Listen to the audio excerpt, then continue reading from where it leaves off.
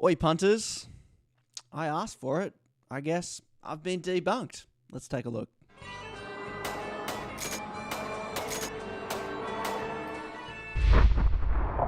So a few of my posts have been popping up over on Reddit, and I have always said in the few videos I've made, fact checks welcome, citations necessary, because I'm just a punter working this stuff out. And turns out you punters over on Reddit have taken me at my word, and you have fact checked me and provided citations. So let's take a look at some of the comments over on Reddit and see if they got me. They might. I don't know everything.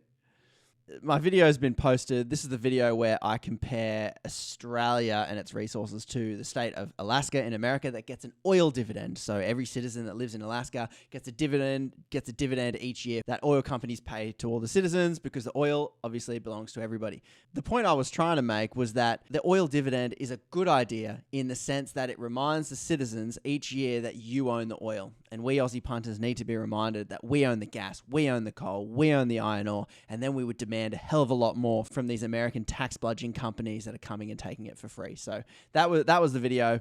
And scroll down here, and old Shathrika says, it's so obvious how many shillbots come out whenever someone posts this guy. That's me. The amount of backlash he gets. Do I get backlash? Damn it. Definitely makes me angrier and believe it more. I would love someone credible to actually try and either debunk or check this over. I would also appreciate that too. Some unhelpful debunks that people put through. Here's another one of my other posts. Here's what some people have to say to try and discredit, the information I'm using. So old mate Antique15 blah blah blah 5 whatever says Australia Institute, which is where I've gotten a lot of this information, is a populist propaganda machine. It's worthless. Bold claim. Citations welcome. I see none. So this is very unhelpful. If you think the information from the Australia Institute is in fact worthless, please show me where they are wrong, how they've calculated the numbers wrong, and I'm open to it. I'd love to see a solid debunk, but just saying rubbish like that, just being like, it's a propaganda machine. I'd like to know exactly why, because if the information is incorrect, I'm curious. Back to the punters offering a debunk. So old mate Skeza is looking for a debunk, and Devil's Advocate Gas has offered one. So let's take a look. I'll give it a go. Full disclosure, I work in the industry. Hey, I really respect this punter. He works in the industry, hence the account. And I can't claim to be credible. Here's my 2 cents. I'm already liking this gas Devil's Advocate. Point 1, let's go. Yes, people who live in Alaska do get the money, except the money is not enough to cover the increase of winter heating and the cost. Okay, that sucks. Fair point. I'll take that. If this dividend was split across the Australian population, we'd get $37 a year. Not a carton of beer. Yes, but that's using their gas money. So I guess his point is it's a smaller population. Totally. I get it. But then my other point was we have a ton more resources than just oil, right? So obviously, our number that we would be splitting between all us Aussie citizens would be and should be higher. So I kind of take the point a little bit. He raises his own debunk point, and the article he uses covers this too, and that is how many people think it would be better to spend the money on things like police, education, and childcare rather than putting it into people's pockets. To prove this point, 2019 study found that a 14% increase in substance abuse incidents the day after the payment.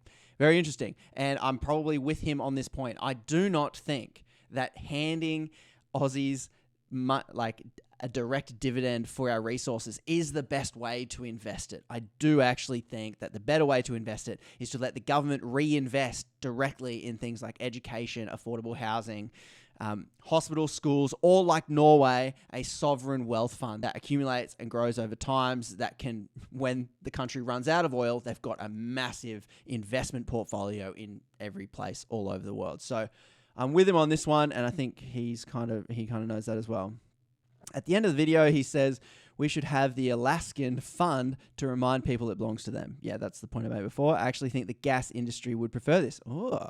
It sure makes land access and social license easier in Canada. I know, I worked there. Is it the best way to distribute the benefit? Nope. I'm with him. Fair call. Fair punt, punter. We subsidize fossil fuel companies for more than they pay in royalties. Okay, he's asking me to cite my sources. I'll have to find some. So, BS, name the subsidies.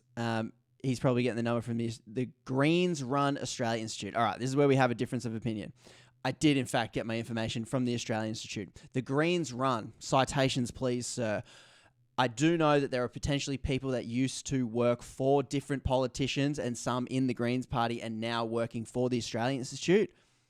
Fair observation to bring up, but I would say to you, good sir, prove that that has influenced the information in a wrong way. Show me where the Australian Institute's data is wrong on the subsidies. Now, I bet I know what he's about to quibble with the... he's done it here. So the diesel fuel rebate is not a subsidy. It's a rebate for the road tax. And we all pay in our petrol. That goes directly into iron ore miners and farmers.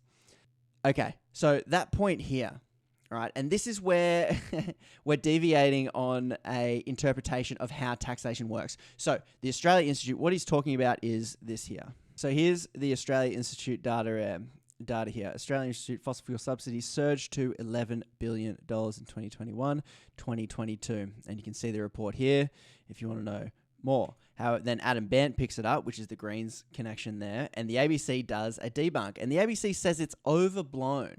And I see where they're coming from, and this is the point that Punter Gasman is making here. And here it is, the fuel tax credit scheme. Fact check me if I'm wrong here, and I very well could be. But as far as I understand it, the fuel tax credit scheme, so these miners bring all their equipment and they're digging and driving trucks on their in their massive holes, digging everything out and using fuel, and they fill up at whatever petrol station or get their petrol wherever. And the government applies a tax to all petrol and diesel that everyone uses. And then the argument goes like this. Because they're not using public roads, they shouldn't be paying for public roads through the tax on the fuel. Sounds fair enough, except that, and in the comments below, let me know, except that the tax on the fuel isn't explicitly for the roads. That's the story we're told, that, we pay tax on fuel so we can pay for roads. That money that's paid on the fuel just goes into tax revenue. I pay tax on GST, I paid tax on my income tax. It all ends up in the same place. And so it's not a specific tax that specifically goes to roads. It goes into all the budget, and then the government looks at all the money they have and go, okay, we'll put this much to road, this much to that, this much to this.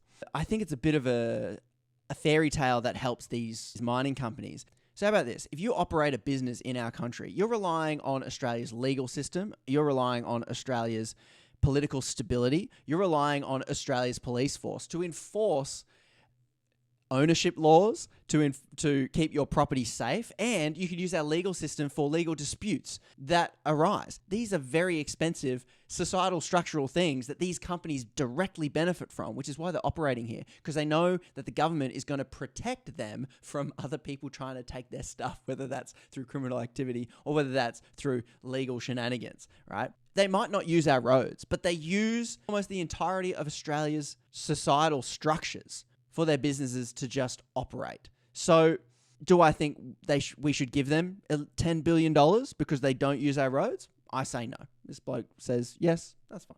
It's a complicated kind of boring argument. Moving on.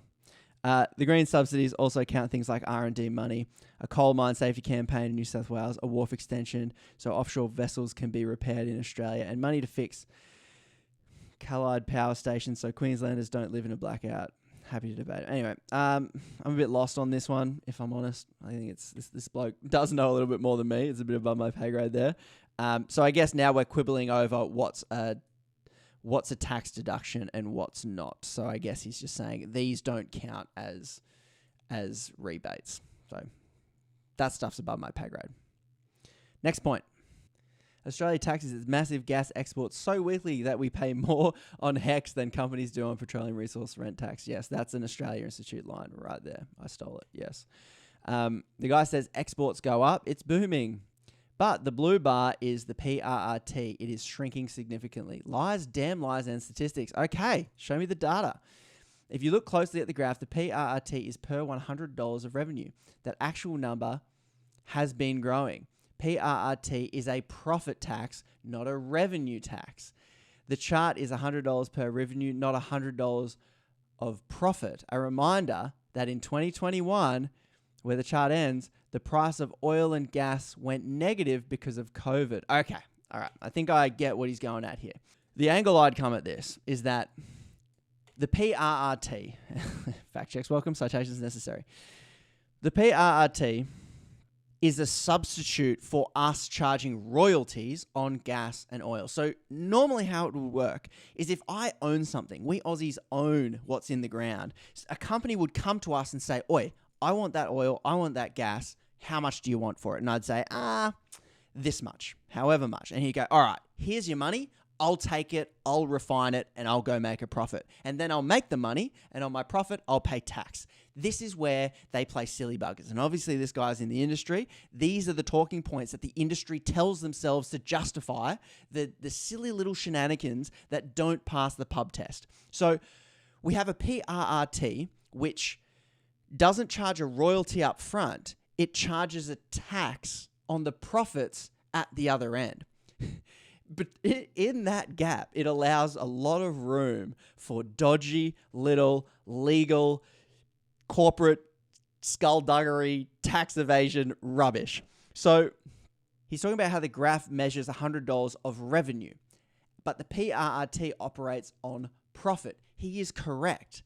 The only problem is these corporate tax bludgers deliberately structure their business and finances so they don't earn a profit. And because we invented the PRRT to collect on the other end, not at the point of taking our resources, but at the point at which they make a profit. What the hell kind of business is that? It's just stupid. I can't think of any other industry that does it, right? I've used the example before, but a baker doesn't say, oh, I'll give you the flour for free, and then if you make a profit on your bread, then pay me for the flour. No, they say, you want flour? Pay me for the flour, then go make your bread, and then pay tax to the government. They've made this stupid, convoluted, complicated thing that I can't even fully understand that is based on the profit that the company makes. So what companies do is that they shift their profits offshore using just dodgy tactics that I guess are technically legal, but are bloody dodgy. And if you want to see me unpack that, I'll link the video below where I chat to journalist Michael West about exactly how these companies do it. So they get away with, at the end of every financial year, saying, oh, we earned no profit, government. Sorry, we can't pay tax. And I guess we don't pay you any royalties either. And then I just put out another video a few days ago that also explains, so if we do collect any PRRT on the profits that they hide from us, we give half of it back when they come time to clean up their own mess. Once again, this bloke is on it. He is technically correct about everything. It's just that to an average punter like me, this is an absolute bloody scam filled with complicated rubbish that tries to make we punters tune out and go, oh, it's too complicated, I give up. And at the end of the day, they hide their profits pay us nothing. And that's the problem. So we can quibble over, how this graph is technically incorrect. And the reason why the Oz Institute is using it per $100 of revenue is because they play silly buggers with profit. And I'm not an accountant. I'm not an expert financial analyst. I can't work this stuff out. So clearly when I look at companies earning, like Exxon earns $33 billion, but doesn't make a profit, so makes zero in taxes, something's up. And once again, if you look at the video I do with Michael West, what he explains is companies shift their profits outside of Australia, make the Australian company look like it's made zero profit, and the company in the Caymans, or wherever the hell their tax haven is, it makes billions of dollars tax-free. So it's a bloody scam. So I guess, yeah, he's kind of correct with his technical arguments he's making here, but I'm not. The whole thing's a scam, and I'm just not on board, and we can argue in circles about technical rubbish I just don't care about. Does it change the fact that we're getting scammed? No. Well, you decide, but I think no. I don't know if you're getting bored, but we'll just keep going. The data for the chart is from the Industry Association, and their latest survey shows that industry is expected to pay $17 billion in taxes. So once again, maybe true, maybe not. This guy is definitely smarter than me, but $17 billion is a joke, is an absolute joke. This is the industry, right? So now I don't know if he's talking about the whole gas industry, or if he's talking about oil and gas, or if he's talking about the mining industry, because this is what the MinRes, Minerals Resources Council, do. They lump every single industry we have in together and say, look, we paid $17 billion. Once again, Qatar on gas alone made $76 billion. So a $17 billion, I mean, if that's true, good. It's still nothing. It's still a joke. So the chart doesn't count onshore royalties. Yes, the gas that is mined in onshore, the state collects royalties on. The gas that is mined offshore, we collect no royalties on. So I guess to sum it up, absolutely love the punters over on Reddit. Love the discussion that I've been seeing going here. By all means, fact check me on anything. Citation's really helpful. And then I'll take a look and see where I was wrong, where I was right. Old mate devil's advocate gas, he's not wrong. But in my opinion, for the average punter, he's making technical, complicated arguments to try and disengage us punters when none of the things he lists here changes the overall truth and fact of the matter is that we are getting scammed, and we as a country should strive to be more like Norway and get what our resources are worth rather than giving them away to companies for free that don't pay tax. So hope you enjoyed this, punters. We'll find out if you did or not by looking at the comments and the reviews. So cheers, Reddit punters. Love you guys. Thanks to the punters that share it over on Reddit, and cheers to the punters that offer critiques and provide citations. Feel free to do that in the comments below. Massive thanks to We the Punters over on Patreon. If you'd like to show your support, head over there. And feel free to share this with any punter who you think might have an opinion. Cheers, punts. Catch you in the next episode.